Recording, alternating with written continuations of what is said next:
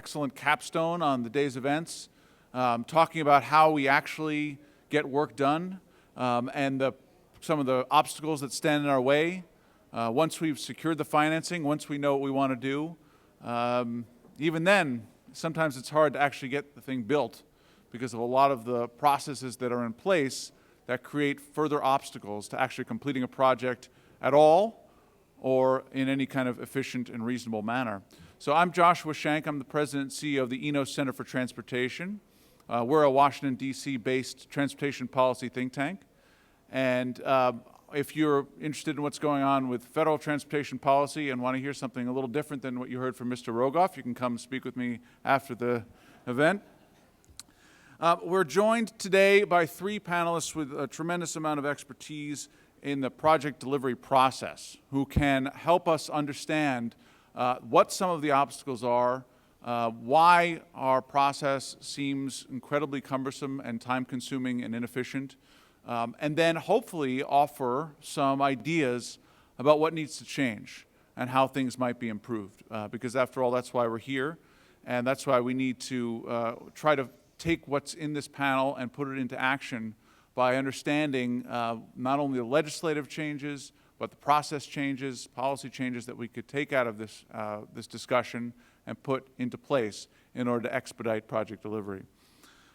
So we're going to hear from the panelists for about 7 to 10 minutes each, after which we'll have some discussion and eventually take some questions towards the end. First up is Mark Chertoff, principal at Sive, Paget, and Riesel. I think I got that right, yes? Oh, 1 out of 3. close, 1 out of 3. Sive, Paget, and Riesel, 2 out of 3. All right. Mark is going to talk a little bit about some of the issues that we see in the project delivery process and in his experience. So, Mark. Thank you. Sive, Paget, and Riesel, so I keep my relationships well with my senior partner. Everybody's favorite whipping boy, as you can tell from the conversations today, is the regulatory process. Funds are hard to get, but once you get them, you shouldn't have to struggle, but you do, because there's a labyrinth of regulatory processes that any major project has to, and I would say endure is one way to put it. Go through is a more neutral fashion of stating it. The problem is, in a nutshell, multiple agencies, multiple permits, multiple tiers of review. For example, just the fact that you want to put a tunnel under the Hudson River, or 2 tunnels, you obviously will trigger permits from the Corps of Engineers probably under Section 404 of the Clean Water Act, and certainly the Rivers and Harbors Act. That will engender, in turn, a series of state permits in New York and New Jersey under various water-related permitting processes. That will also engender approvals from the City of New York, and will also have local approvals, including probably condemnation procedures. That's just the permitting. Then, of course, when you do have permitting, you trigger the review by other federal agencies and state agencies who have particular resources to protect. For example, in the tunnel example, you would have the permit application and the environmental documents would be sent to the Fish and Wildlife Service, which has the obligation to protect natural resources. It would be sent to the National Marine Fisheries Service, which has the obligation to protect fisheries, etc. So, and these agencies have their own obligations for protection, and they have, frankly, their own constituencies to whom they answer. Then, once you realize how many permits you need, and let me just give an example. And the Bayonne Bridge project was mentioned earlier. For those of you who are not familiar with it, essentially it is a project in which the roadway on the bridge is lifted by about 60 feet or thereabouts, so that larger ships, container ships, can access and traverse the Kill Van Kull and reach container ports in Newark Bay. So the roadway is raised, the arch is not touched, and the basic work on the land is to different approaches, slightly different approaches to raise the elevation of the approaches so that you can have vehicles reach the increased height of the roadway. That, what I would call a fairly limited infrastructure project, although quite innovative in terms of engineering because it avoided a new bridge, had, I think, 47 separate approvals from 19 different agencies in the federal government in New York and New Jersey, which is why, although it was a fast-track project, fast is a relative term, okay? So you have these permits. Permits, of course, are discretionary actions which trigger the National Environmental Policy Act, which in turn triggers for most major projects an environmental impact statement. That is viewed by many as the real culprit. The average time to get through the EIS process as of 2012 from the Council on Environmental Quality was 4.5 years. That's an average. Transportation projects tend to be major and take often a decade or longer. And I did note there was, well, discussion about the Tappan Zee Bridge being an exception. You need to look at the years of study that were done before the Tappan Zee EIS hit the road, which was probably close to a decade. Not to suggest that what's happened after it hit the road wasn't fast-tracked, but there were a lot of planning that took place, and I'll explain why, I think, in a second. So that's really the problem, and you have a problem with agencies and lawyers. I'm a lawyer, I will confess. So one thing clients ask is, well, we want a bulletproof document. We do not want to be sued and lose. Well, if you're a lawyer and you're told to provide a bulletproof project, and there's nothing wrong with that request, you tend to go the conservative route. Ergo, if there's a doubt, you say, well, you should probably do an environmental impact statement, not an environmental assessment, because an environmental assessment is much more vulnerable to being overturned by the courts. Courts have a long history of federal courts review NEPA EISs, and many of those courts are not reluctant to overturn them. So that's another issue that comes into play that's not often talked about, but does exist. There's been a number of efforts through CEQ and, frankly, as Pat Foy mentioned earlier, the recent MAP 21 legislation to try to, I would say, chip away at the time and the cost that's associated with the time of delay. The CEQ has issued guidance, particularly on the scoping of an environmental impact statement, which hopefully is designed to eliminate extraneous issues. In that sense, the replacement of existing infrastructure, in my view, should be treated somewhat differently than a new infrastructure, because you're replacing it essentially where it is. You're not, assuming you're not expanding it, and therefore you're not increasing the capacity, but making it safer and dealing with future growth, you're really not changing the basic fundamentals of that infrastructure. So that there should be the recognition in the scoping process and through other means that you can limit the extent of the review. And obviously, limiting review means less studies, means less time, not only dollars for consultants, and sorry about those who are out there in that field, but it also means you don't have the incredible costs you have from delaying a project. And Phil will probably talk about some of those costs in his discussion. You can do what are called targeted EISs, which means that if there's usually 15 or so issues that are the subject areas of an EIS. You know, from archaeology to zoology, it covers the gamut. And there's a tendency to say, well, we're doing an EIS, we must cover every one of those areas, or else we won't have a bulletproof document. However, if you target your EIS to the meaningful issues, particularly on replacement projects, you should be able to limit many of the subjects to be discussed and, once again, save time and money. The problem is there's very little law on this. There's not a lot of regulatory support for a targeted EIS. So therefore, there's a reluctance of agencies. They're not willing to take the risk. Lawyers are not unsurprisingly saying that's a high-level risk. If you do that, it's safer to just do the whole bundle, and then you're less likely to have a problem later on in court or complaints from the public or other agencies or environmental and civic organizations who, over time, have come to expect documents that do more to kill trees than save them. So that's another approach. MAP 21 has taken a number of steps to try to limit the time. They've talked about coordination procedures, referral procedures. They've made DOT entities lead agencies for many types of projects, transportation projects. They've allowed you to take a draft EIS, and if there's not many comments, add an errata sheet and publish it as a final EIS rather than, rewriting the whole document and killing more trees. You can combine a final EIS and a ROD instead of waiting the 30 days. I think many of these are cosmetic. For example, the last one, you're gaining 30 days. Probably you're taking the extra 30 days to write the ROD while you're which you could have done during that time frame. There are frequently areas of dispute that need to be resolved, which are done in that time frame. And then there's a number of criteria to be met. And that if you combine them and you don't arguably meet this criteria, then you're subjecting yourself to a litigation risk. So while they're helpful, they're certainly not going to solve the problem. There are certain things you can do, I think, in the EA context to assist, for example, on infrastructure projects that are basically replacement projects.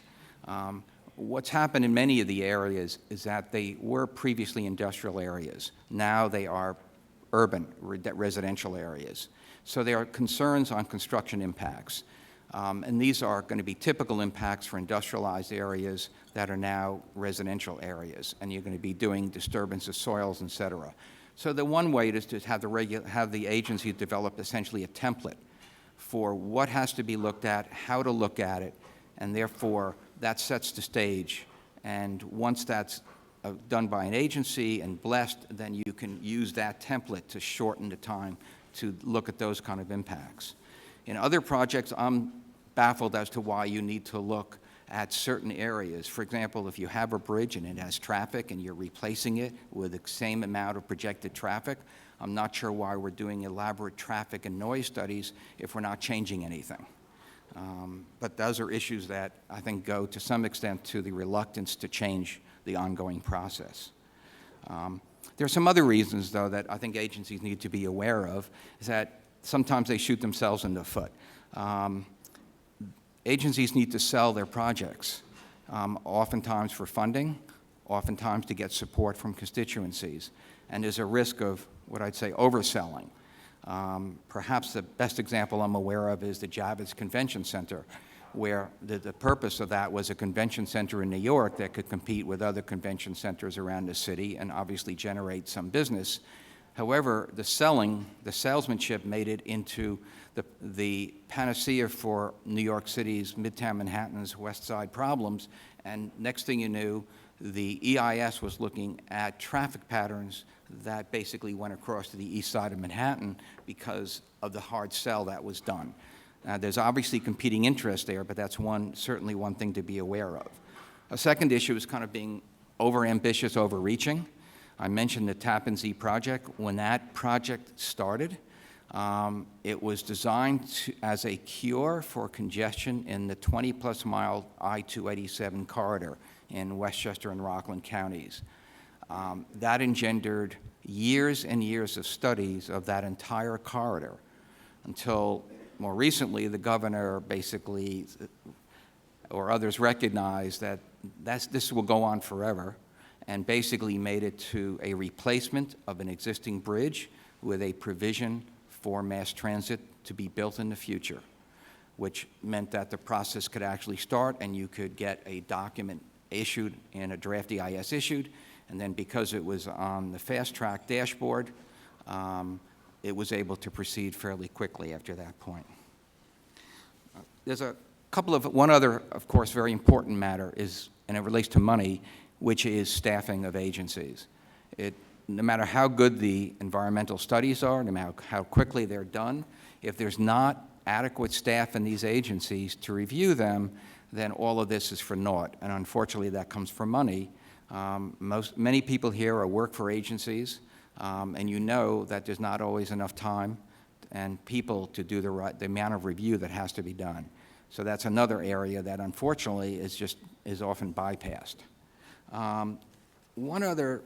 There's two suggestions I have in particular before I let Phil, probably I'm going to do the chipping and Phil will do the chopping.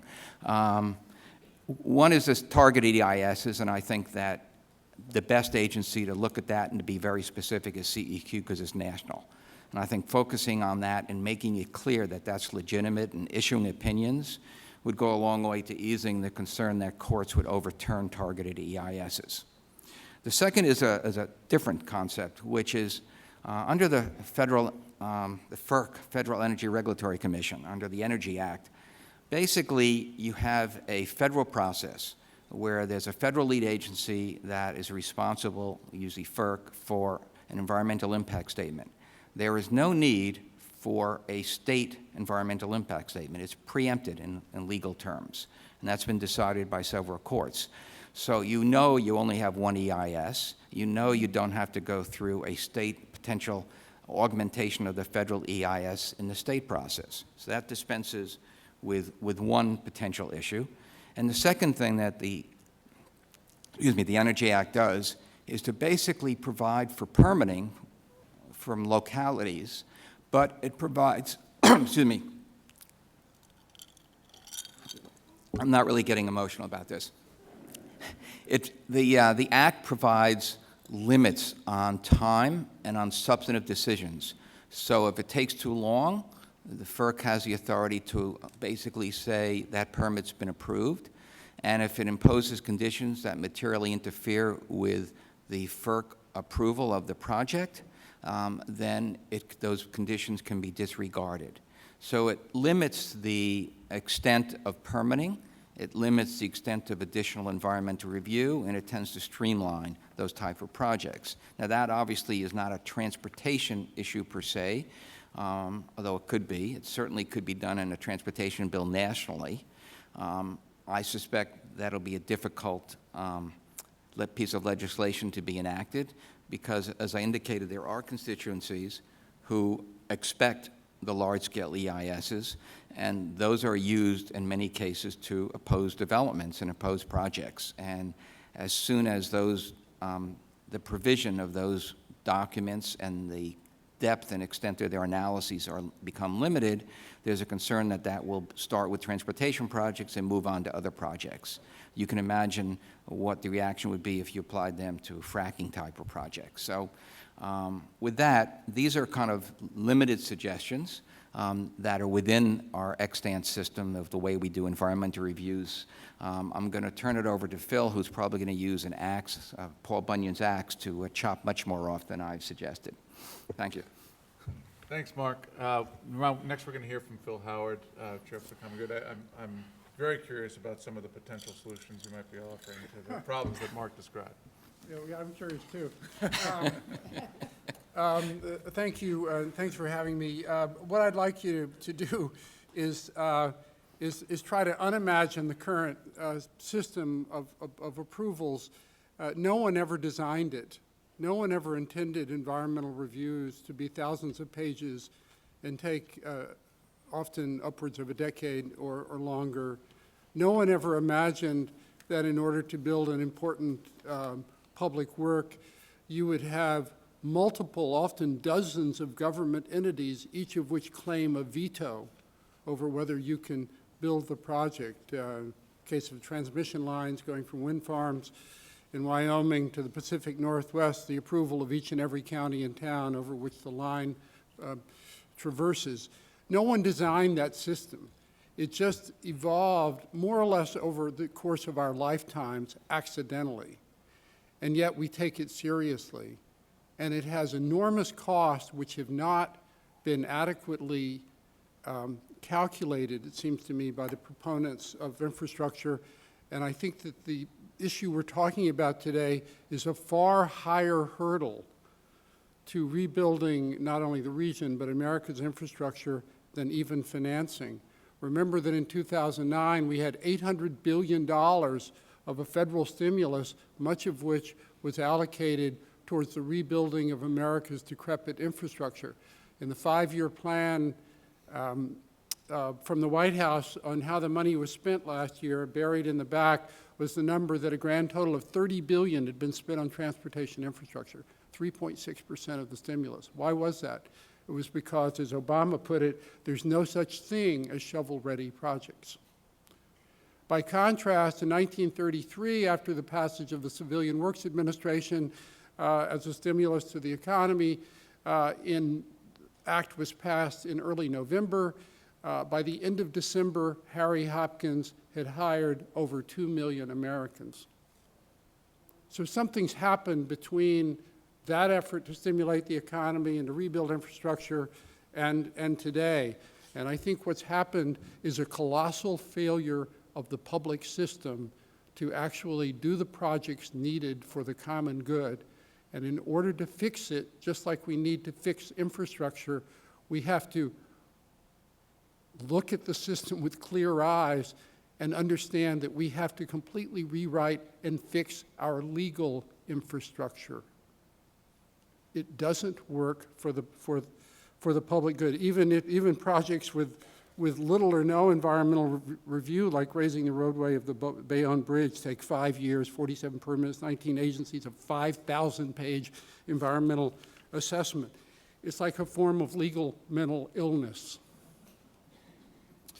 No one sensible would do this. The project is fantastic for the public. It avoided, because the staff of the port, really incredibly able staff of the port, led by Pat and Joanne Papageorgis and others, came up with the idea of raising the roadway to save billions of dollars and harmful environmental impact. And yet they still had to run this gauntlet for years.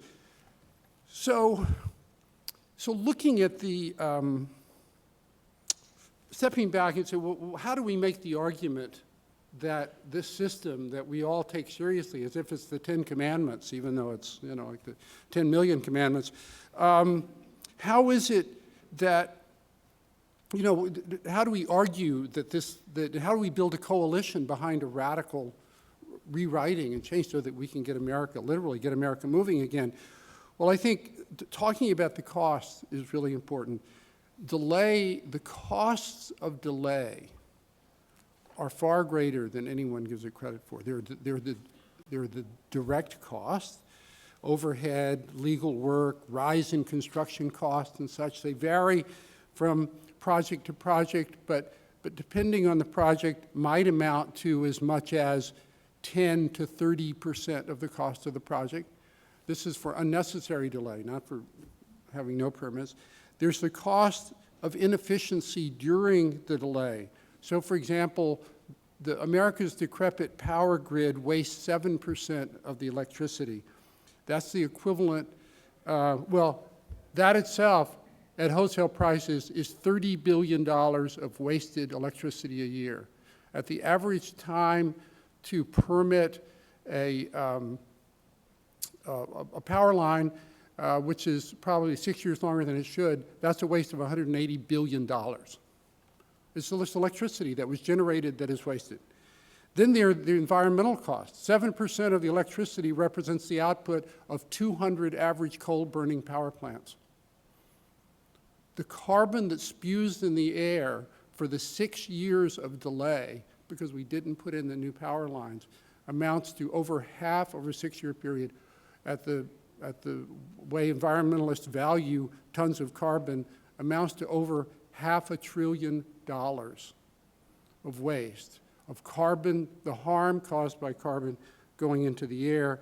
And then, of course, there's the uncertainty, which is that when you don't know if something's going to get permitted and what's the cost going to be and how long it's going to be, people don't do projects.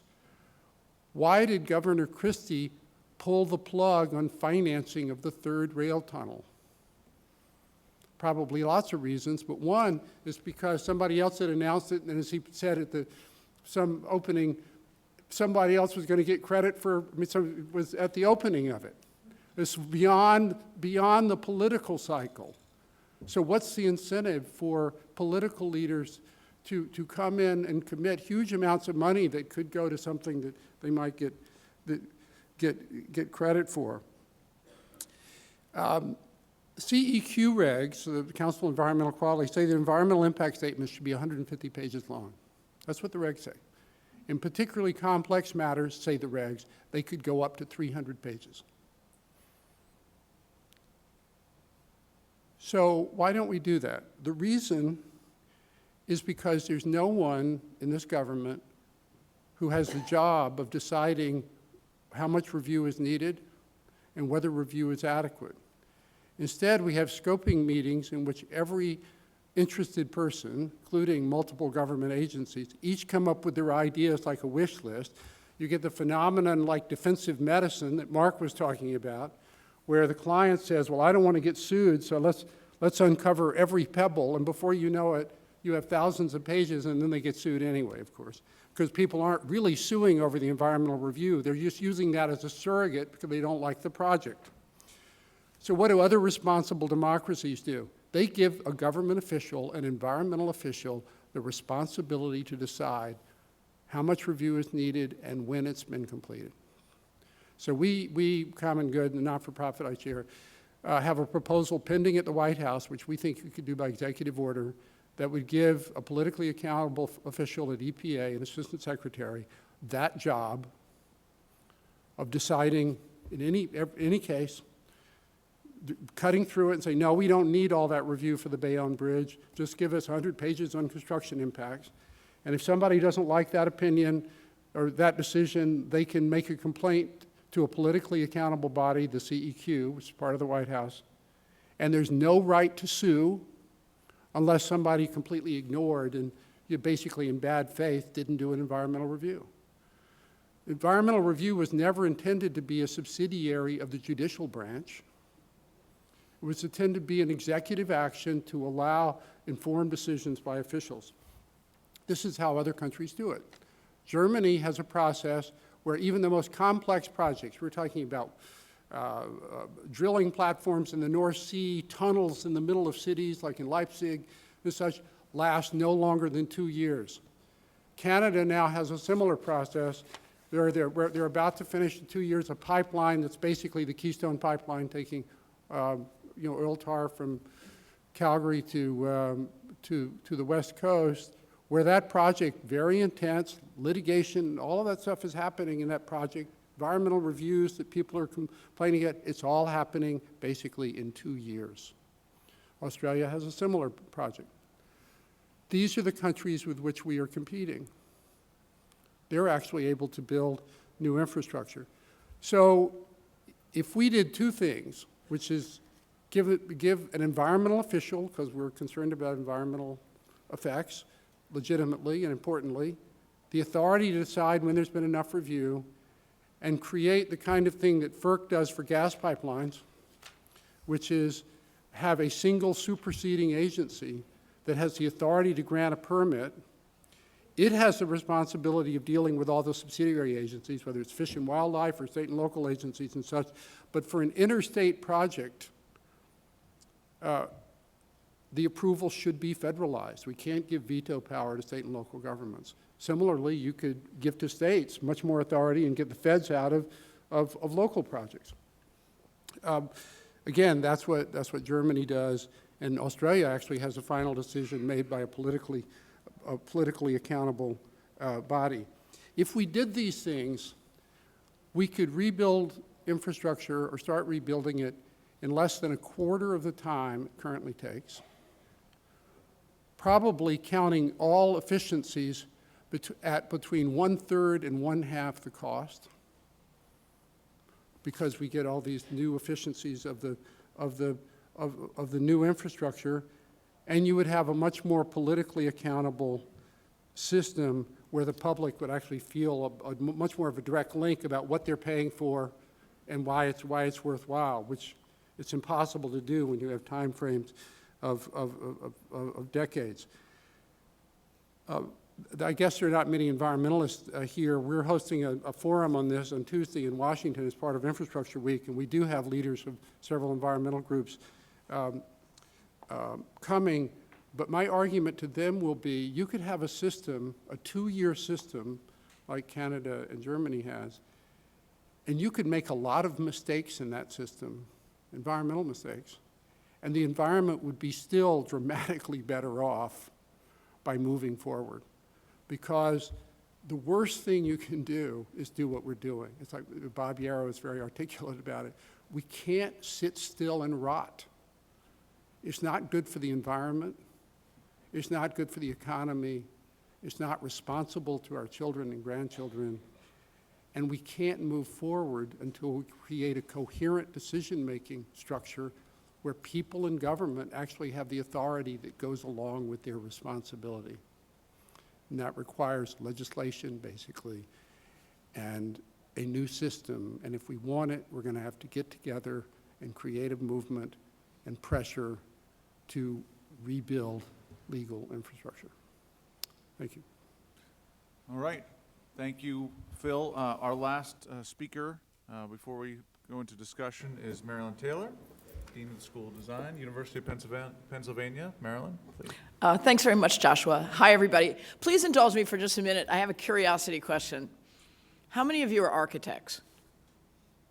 Yeah, there are a few. There are a few. There are a few of us here, and we are very good partners to all the rest of you because we're optimists. We like to design things that get built, and we like to find a very cost-effective way to work with you to create things that serve people. So keep bringing us in. And by the way, thank you all for inviting me back. It's so nice to be here with so many old friends and to re-engage these conversations that we've had for many, many years, perhaps in a new or different way. I should say, I was a partner at Skidmore, Owings & Merrill. All my partners built big, tall buildings.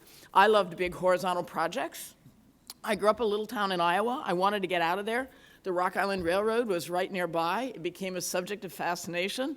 And so it is possible to find in the world architects who want to work with you on the problems of transportation and not just building great big buildings. But we also need growth, even as transportation people. And what I want to talk a little bit about today for 5 minutes or so is how we define the kind of project delivery organizations that can actually realize the things we need.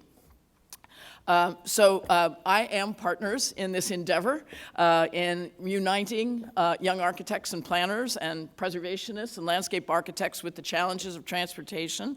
And this is the 6th year that Bob Yarrow and I have worked together. He talked about this project a little bit in his panel. I'm going to deal with a different part of it, which is designing the project delivery organizations. One of the premises we like to promote in the School of Design at Penn is that it's not good enough to come up with a good idea.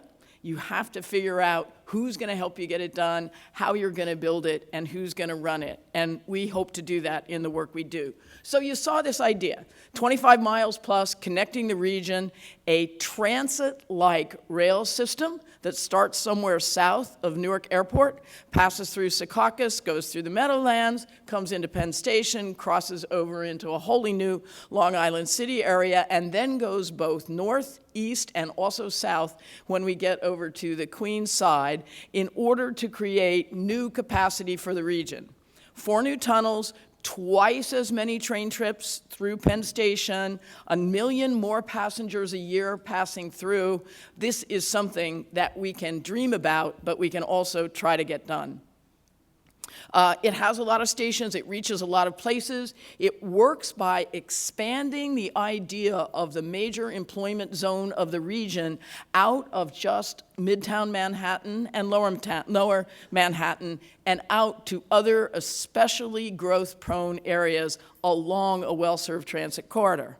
And so there's a lot to tell you about it, including the comparison to the Crossrail project, Crossrail 1, that's being completed in London in the UK right now.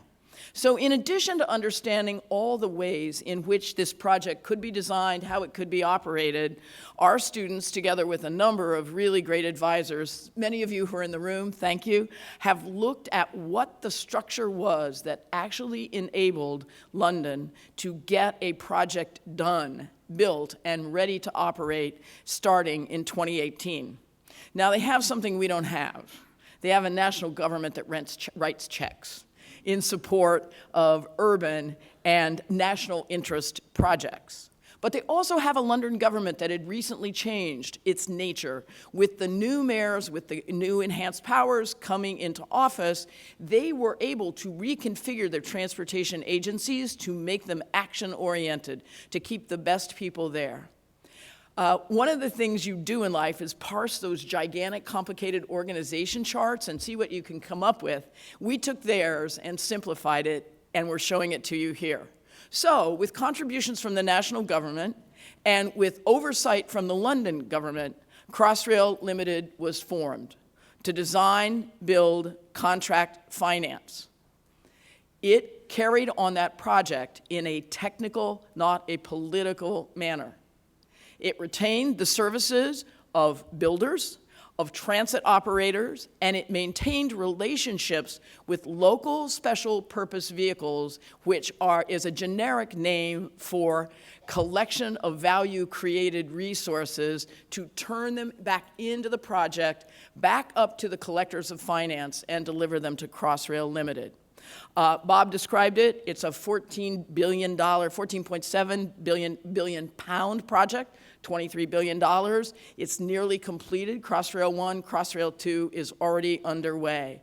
A special authority separated correctly from political decision-making, which precedes it to execute the project with extensive powers, is driving Crossrail and making it work. Could we do that here? Well, maybe we can. We need a bi-state authorizing entity. Well, funny enough, we have those. We have the Port Authority, we have the MTA, we have Amtrak, who could do many states, and we have the idea of a new entity that could be different than any of those, learning the best and getting the best resources from other agencies as well. It could oversee parallel entities. One, a public finance entity to collect funding from various sources. And this is where the money that Bob was talking about earlier that would come from value capture along the route, from development entitlements and from other fees would flow, and it would be in parallel with a New York, New Jersey Crossrail Corporation like Crossrail Limited in the UK, who would design, build, contract, then recontract with transit operators, and would also enjoy the relationship with special purpose development organizations who formed in and around station locations or at other locations along the route to contribute to resources for the project, but also to be the station integrators that bring the station and its public realm and its connected services into an area that can support increased values, infill development at some station, and significant new developments at others. Now, we may think that's pie in the sky, but it turns out we actually have one. And Bill Wheeler talked about it this morning. In a very real way, we have it for the extension of the number 7. The City of New York, through EDC, creates parallel agencies, an infrastructure corporation for Hudson Yards and a development corporation for Hudson Yards. That flows down and connects to infrastructure contractors, developers, and other stakeholders, and it is, through financing vehicles, generating the beginnings of the kind and scale of finance that we think can come together. So those are just some thoughts about a framework. Under entities we have, it was great to hear Chairman Degnan this morning talk about reform going on at the Port Authority. It was great to hear Amtrak as a true partner with the rest of us here in the region, trying to work toward having Gateway and much more happen. And so we feel a lot of optimism about this, and we look forward to talking with you when there's more time about the ways that we together might use this example and make it happen. Just a couple of thoughts. You have to remember, I think, in this design, as in other designs, to keep it simple. Now, people would say that means not multiple jurisdictions. We have to have multiple jurisdictions. Transit doesn't just end at the border. They also suggest avoiding authorizing legislation. That takes a long time if you have to go to Congress or a couple of state legislatures, and that's good advice. But the important thing is to give it a geographic span that matches the extent of a specific project so that that organization is functioned on working directly and with great sense of mission and purpose to get it done. Another caution, you cannot separate with this from finance. What Bob and I and our students have worked on over the years leads us to conclude that the organization itself is inextricably tied to the way it's financed. So who its boards are, who the director is, how it actually functions on a day-to-day basis, all is interrelated in the conception with how it is financed, how it is funded. But in the end, it is about getting the project accomplished, as Crossrail in London is so successfully doing. All of this doesn't eliminate the need for public funding up front.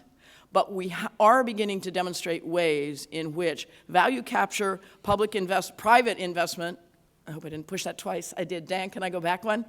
There's a great example of what is a public investment and a private investment. I wouldn't exactly call it a P3, and it's rising out of the ground right now at Canary Wharf. Have you been to see it? This is the new Crossrail station at Canary Wharf. Canary Wharf, of course, will be one of the major beneficiaries of the investment in Crossrail because it brings another 200,000 workers within range of 25 minutes of work at Canary Wharf. So when Crossrail came through and said we need a station, we think it'll cost about $750 million and it's going to be a box down in the ground, the Canary Wharf Corporation said, we can do it for $500 million. We'll have it below grade and above grade, and we'll put in 4 floors of retail and a public open space, and we will generate revenue for ourselves. And is this a good deal? And the answer is yes, it is. So don't always think it's a big, cumbersome organization. Sometimes it's a well-lawyered handshake that people can come together, put their separate monies together, and achieve something that's functional and great for the public good. So those are the things I wanted to put on the table today, and hope that you all join us in believing that there's a better way to do this that helps us get it done faster. Well, thank you, Marilyn. That's very inspiring. It's good to know that there's hope for how to do this effectively. I have a couple of questions for the panelists, and then we'll open it up. I think, and this is for Mark and Marilyn. I mean, both of you brought up the concept of institutional issues being a real barrier to moving projects more rapidly. Clearly, the proliferation of institutions, Mark, as you touched on, and then Marilyn, you kind of talked about not just the fact that there are many of them, but they may not necessarily correspond to the geographic scope of a project, which can create more challenges. So, I mean, this is something we've been very involved in. I'm very curious about if you have any thoughts about how the federal government, in particular, could play a role in improving some of the institutional structures we have. Because, I mean, the fact is that most major metropolitan regions, including this one, don't have one large public authority that is responsible for regional transportation. And you don't have it here either. You may be closer than some other regions, but you really don't have it. And without that, it may be difficult to accelerate some of these projects. And secondly, we have a system which, for better or for worse, we're stuck with, which is a federalist system. And you've got 3 or 4 states in this region. So it's going to be very difficult to resolve some of those institutional problems. But I'm curious if you have thoughts on that matter, either of you. Oh, well, I can just take an example. Because it's my belief that when we think about general considerations, we tend to always do the risk analysis, and we think about what if this happened and what if that happened. And so we end up building something very complex because it's driven around, its definition of what it needs to be is driven by contingencies.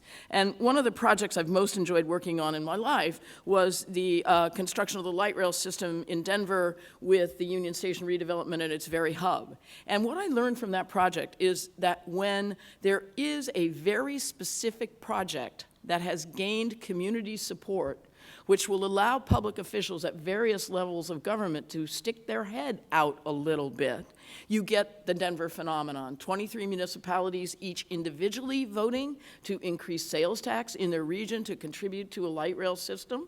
An intention of being tired of waiting for the federal government and just planning to do it on their own. Now, that didn't really happen.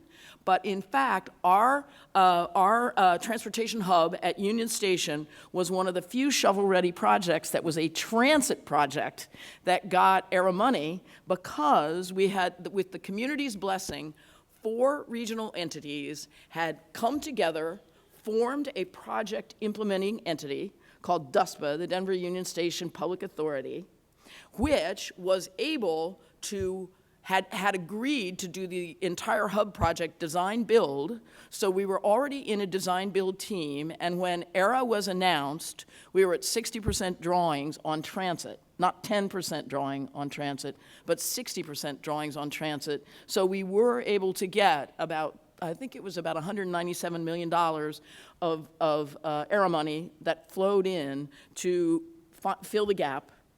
And if you go to Denver now, It's a historic station. It's open. It's thriving about 18 to 20 hours a day. There's life and activity.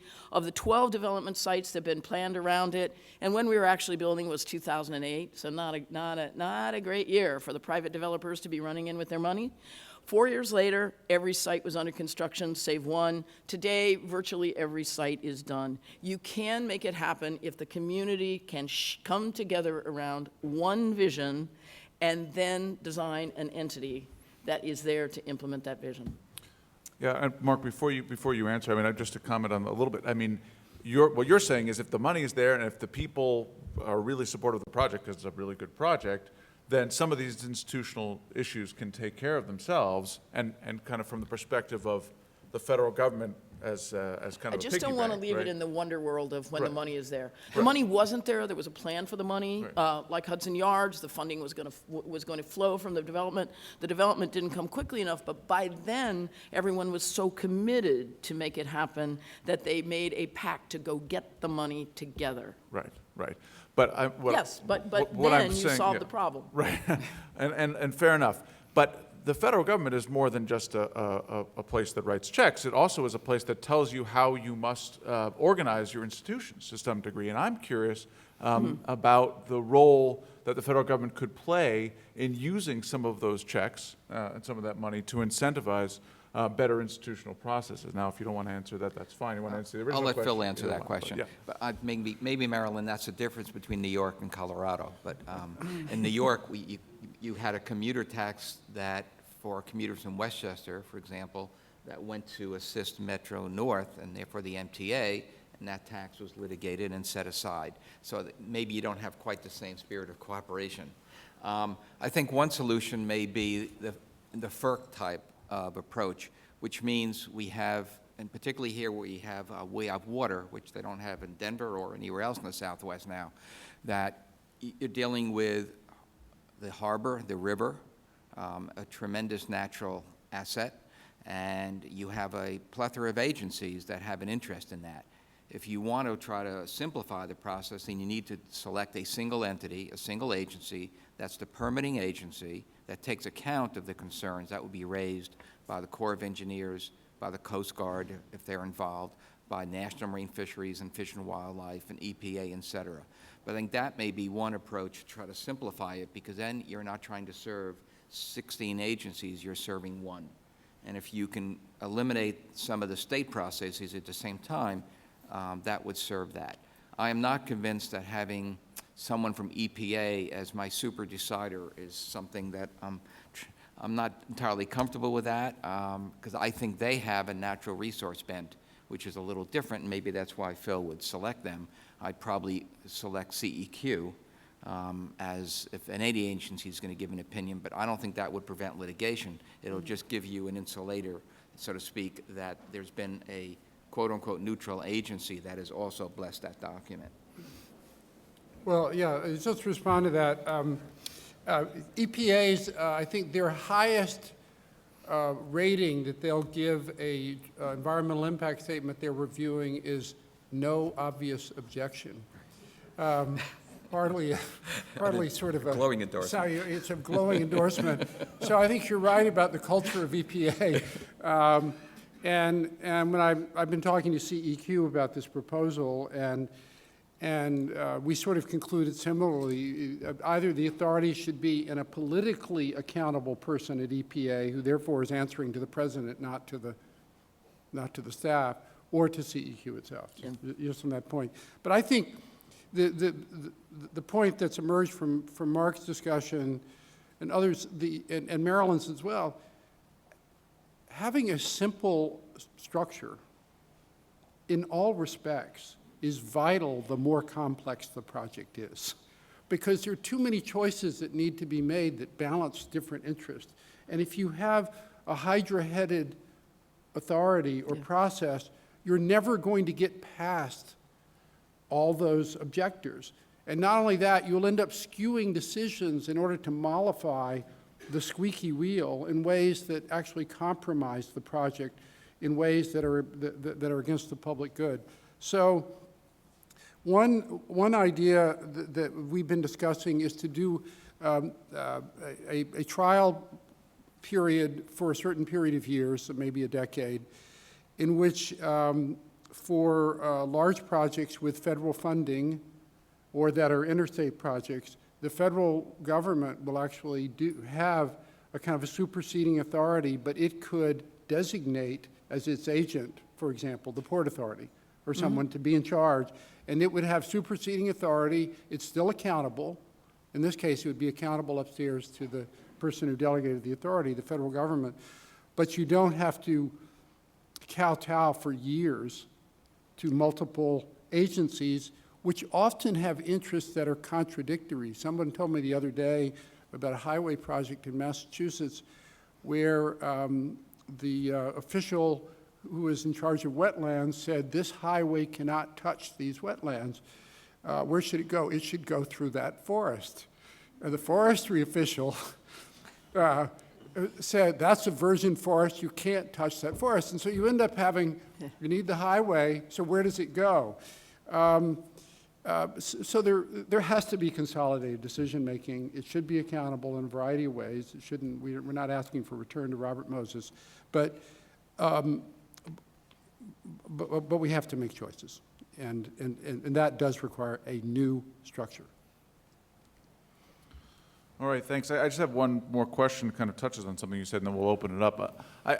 I can't help but wonder, because you said, Phil, that we would never have designed this system the way we have today, and I'm sure that's very few people would disagree with that, but people would certainly argue that every regulation that has been put in place from an environmental perspective was put in place for a reason, and it was probably to protect against some overreach of power or Robert Moses or someone else who did not take something into account, and then therefore that was put in order to try to protect against that in the future. And similarly, we've become a much more litigious society in the last 50 years. So the comparison you made to say 1933 is not necessarily one that we can aspire to in the current era. So how do we kind of achieve that appropriate balance? Because it's not simply about eliminating the regulations, it has to be something else, right?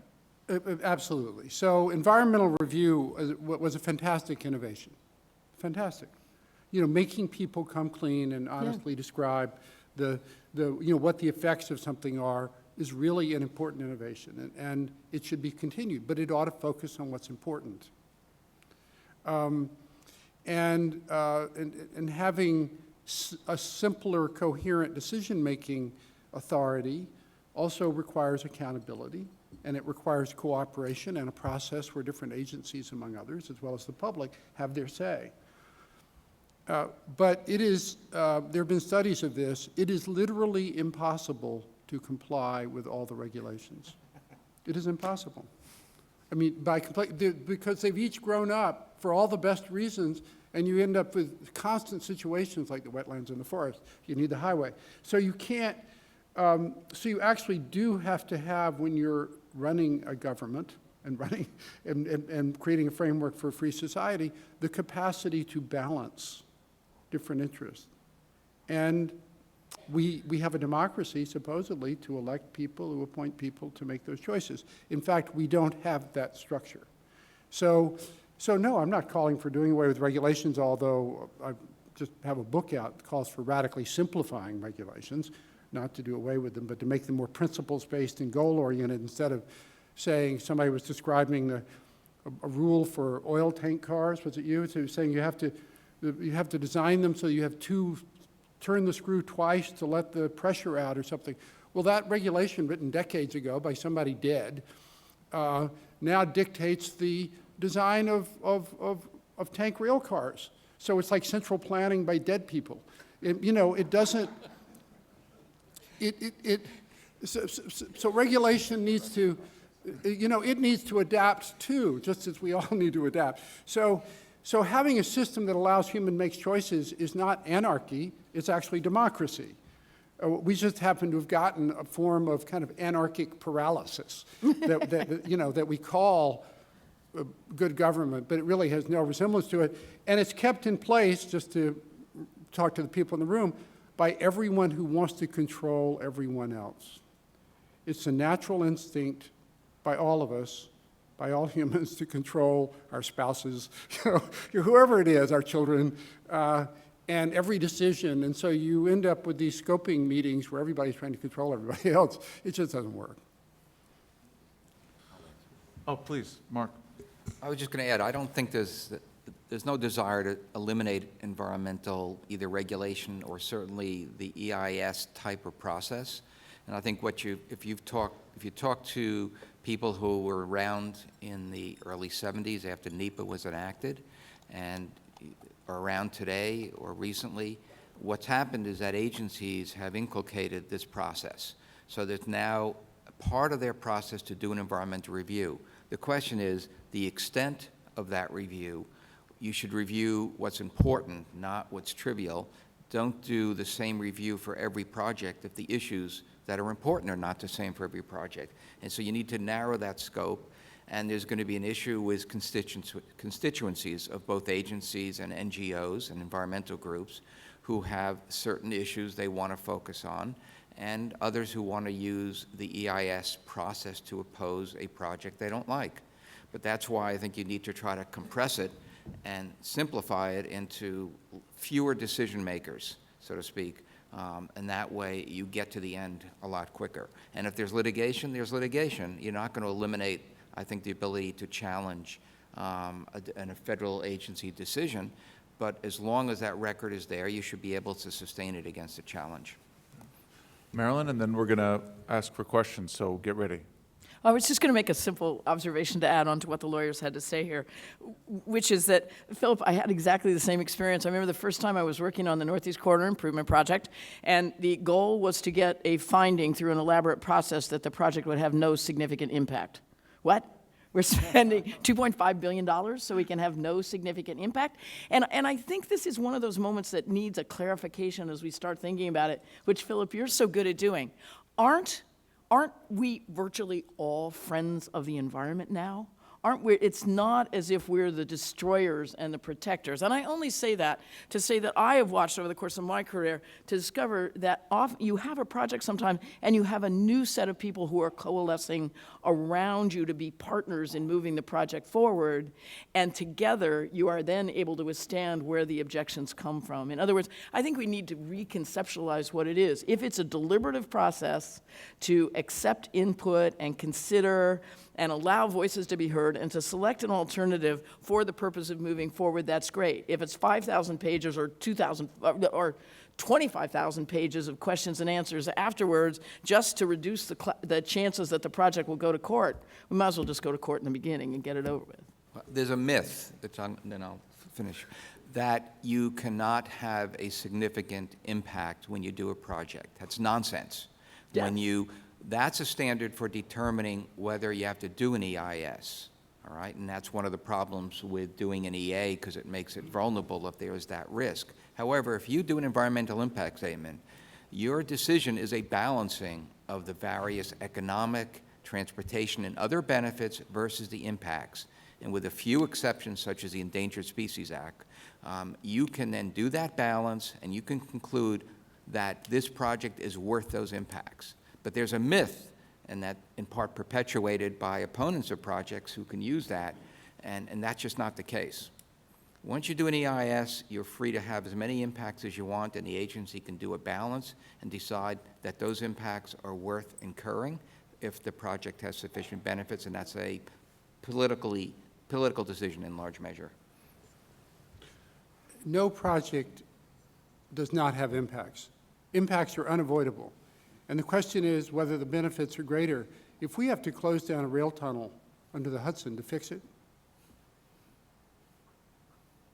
the negative environmental impacts from the congestion caused, not to mention all the inefficiencies economically and stuff, will be order of magnitude 1,000 greater Yes. than whatever the impacts are for getting in there and fixing it as soon as possible. I mean, or even, for that matter, creating a third tunnel. So that's those are the kinds of choices, are the benefits greater, not are we micromanaging, trying to do away with impacts. Okay, let's be sure to get some questions. I would point out, though, that we may be all friends of the environment, but that the chair of the Senate Environment and Public Works Committee is not a friend of the environment. He would be the first to tell you that. It was an inclusive for this room. Yes, that's. So with that, I'd like to open up for questions. I've got one right over here. Philip, thanks. One of the symptoms of the legal mental illness you described before is that the current environmental process, at least as applied to public transportation projects, is actually bad for the environment. For instance, delaying Gateway by several years is a bad thing, not only in terms of the economic impact. Raising the roadway of the Bayonne Bridge is an environmentally good thing. It allows bigger ships to enter the harbor. They burn less fuel per container. They emit less schmutz per container. It's an environmentally good thing. And I think the thing that a lot of people don't realize is the current environmental process applied to transportation actually thwarts the interest not only of the economy and transportation, but the environment. It's unbelievably important to begin to have that be part of the public narrative. We can't not have that be part of the public narrative because unintentionally the environmental groups are strangling themselves, while they're strangling these projects. In the interest of micromanaging details of the Bayonne Bridge, then they create these huge unintended environmental losses. I would point out that the measure in Atlanta to raise money for more public transportation and other transportation was shot down by a combination of the Sierra Club and the Tea Party, who both opposed. Sierra opposed it because there wasn't enough public transportation, and the Tea Party because it was public spending. So those are the kind of strange bedfellows we get in there. Any other questions? I see one in the back there. Is that Rit?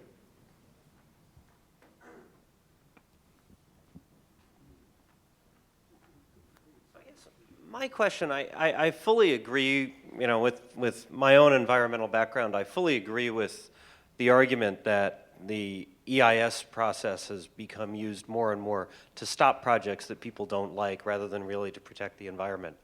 But at least in my experience, one of the things I observe is everybody knows that, including the people bringing those lawsuits.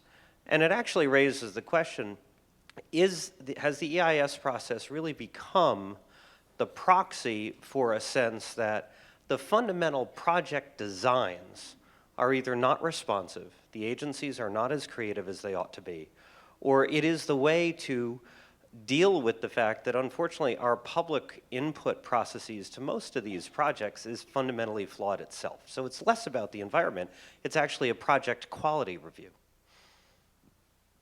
It's just not efficient to accomplish that goal because the objections to environmental impact statements, Mark, don't distinguish between legitimate objections to project design and just, the neighbor next door doesn't like or the group for whatever reason doesn't like the project. Again, the Bayonne Bridge is an example of a feat of engineering creativity to the benefit of the environment that's being sued by leading environmental groups. But I guess my question that I'd like to ask your thoughts on is, are there changes in addition to the kinds of streamlining, the decider? I mean, I actually think a lot of that makes a ton of sense, but I think it leaves a legitimate opposition that says, look, let's face it, over the last 30 or 40 years, there have been some really bad projects that got stopped through EIS, in addition to really good projects that got delayed and in some cases stopped. And how do we actually make that distinction so that we're not throwing the baby out with the bathwater? I used to chair the zoning committee of Manhattan Community Board 6 about 130 years ago. And I was in my 20s, and we would have projects come up, and the public would testify. I chaired public meetings every month, and the public would testify about projects. And sure enough, amidst all the chaff, you would actually get kernels of wheat and good ideas, and there was an approval process, and sometimes you could actually make a difference in these projects that enhance the projects. They were, generally construction projects in the east side of Manhattan.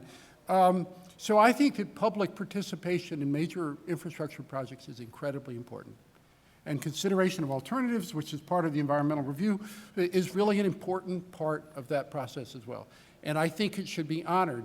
But ultimately, there's no avoiding, you can give somebody a veto through litigation, which gets us close to the paralysis we have in all the defensive, review, or we can have an accountable decision-making structure, which I think we're all kind of arguing for.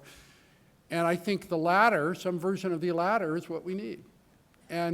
But it doesn't mean we do away with public participation. It doesn't mean we object to bad projects. But it means that we put political pressure on the people not to approve them. I think that you're right about public participation, because there's a tendency oftentimes to do what, for an EIS, for example, you start with scoping, and then there's not enough public process where the public understands what's happening until much later in the process. So there are means to have interim meetings and publications that keep the public abreast, and also then basically that engenders comments if there are issues that can be raised early. I mean, one of the things you want to do is to have issues that are of importance raised early, because there are sometimes valid objections and valid concerns that people on the ground may be more aware of than people at agencies. That's the reality, and you shouldn't just overlook that. But you want to try to do that earlier rather than later, because once it gets too late, everything's frozen in place. People are committed to a particular approach, and then it's very hard to modify that. But also, doesn't Ritz's point go back to the points that Marilyn and you, Mark, raised about the proliferation of entities in the first place? I mean, it's hard to have an effective public participation process when there isn't one entity that's really responsible for public participation. And so some of the same institutional issues that are affecting the environmental process are affecting the public participation process. To an extent, if you have a proponent of a particular project who takes the lead, that proponent can take the lead in public participation.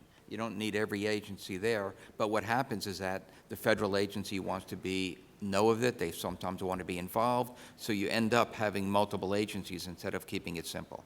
The KISS principle has been lost. So I think, can we take one more question? Sure. All right. Yeah, okay. One more question. I saw someone else back there. Oh, maybe your question was answered. Oh, no, over here. Nicole? Is that Nicole? Yeah.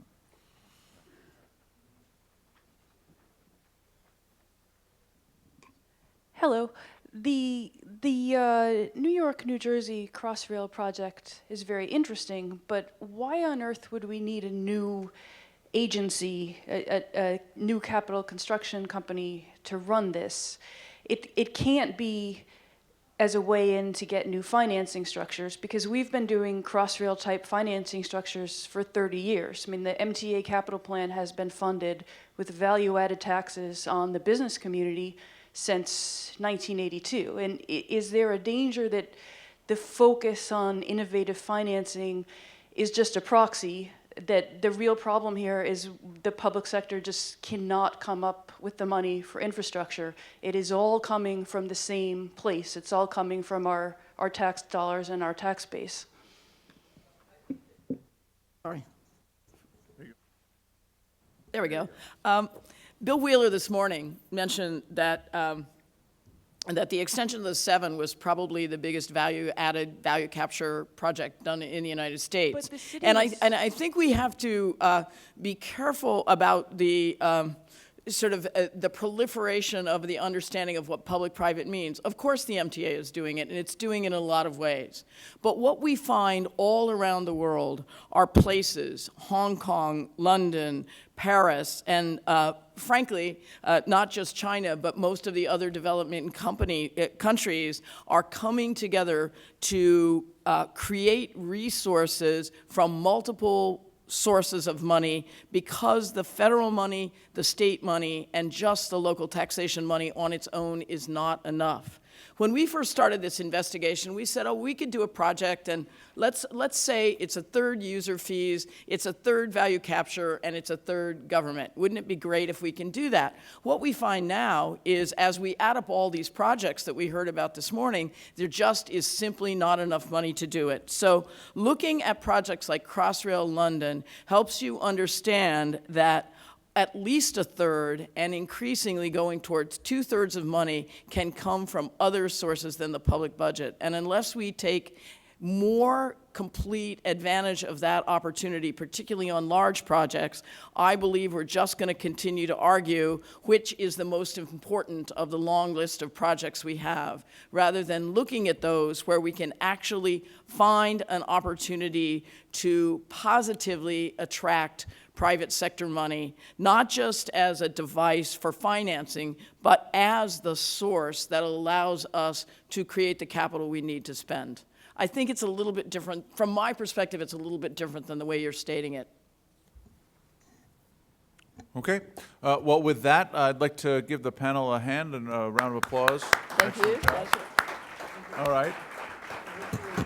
And now I'd like to invite up Tom Wright, President of RPA, as well as John Degnan, Chairman of the Port Authority.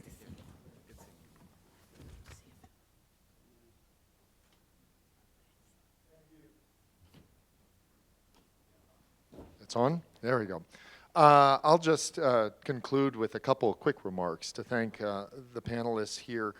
Really, two things I want to say. First, a round of thank yous. As was mentioned earlier, Dan Schned, Portia, Sean, the team that we worked on together to pull this together over this past several months was really just an extraordinary group.